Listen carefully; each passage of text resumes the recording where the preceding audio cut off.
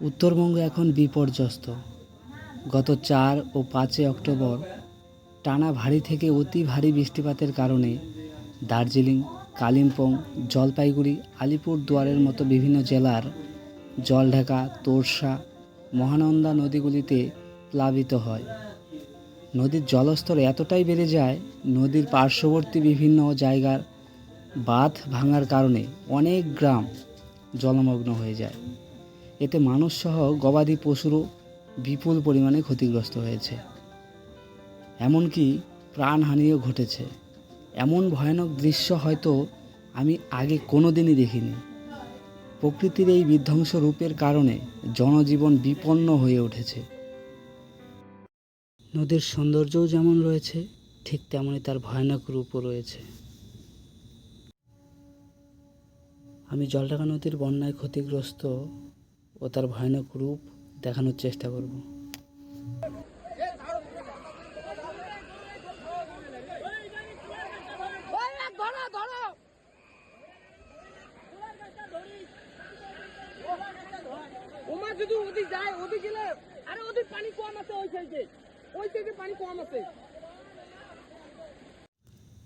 আমাদের বাড়ি থেকে বেরোলেই গ্রামের প্রধান রাস্তাটা এবং এর দক্ষিণ পাশ দিয়ে বয়ে গেছে জলঢাকা নদী। তো আজকে এই জলঢাকা নদীর জলস্তর বেড়ে গিয়ে এতটাই বেড়ে গিয়েছে যে আমাদের যে প্রধান রাস্তাটা রয়েছে, এই রাস্তাটা পার হবার উপক্রম হয়ে গেছে। আর মোটামুটি 1 ফিটের মতো জল বাড়লেই আমাদের এই পাশটাতে, গ্রামের এই পাশটাতে জল ঢুকে যাবে।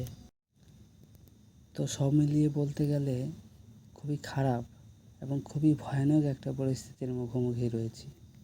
রাস্তাতে হচ্ছে গিয়ে রাস্তা পার করে জল এই পাশ থেকে ওই পাশে যাচ্ছে একটু একটু করে। দেখাবো এখনই। এটা হচ্ছে গিয়ে আমাদের জলঢাকা নদীর সব থেকে বড় ফ্ল্যাট। তো আমি আমার জীবনে এত বড় ফ্ল্যাট আমি এখনো পর্যন্ত দেখিনি। জলটা তো পার হয়ে যাচ্ছে এই পাশ দিয়ে।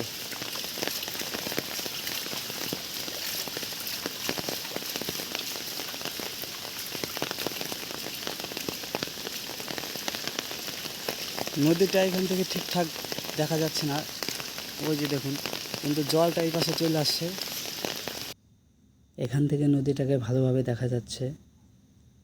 তো এখান থেকে তোমাদের দেখানোর চেষ্টা করব নদীর সেই ভয়ঙ্কর রূপ। তো বোঝাই যাচ্ছে নদীটা হচ্ছে গিয়ে একদম কানায় কানায় পূর্ণ হয়ে গেছে, একদম ফুলে ফেপে উঠেছে। যেন হচ্ছে গিয়ে নদীর দুকুল ছাপিয়ে একদম কিনারায় জল চলে আসতেছে।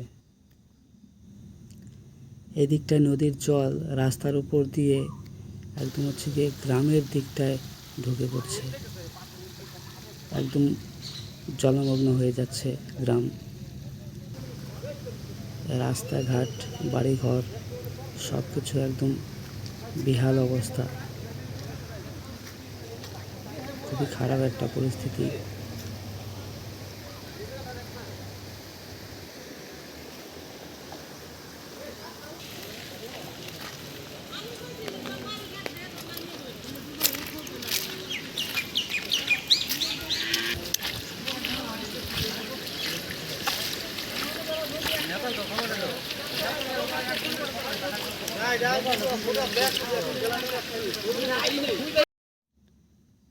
আমরা যে রাস্তাটার উপর দিয়ে যাচ্ছি, এখানে মোটামুটি 2 ফিটের ওপরে জল।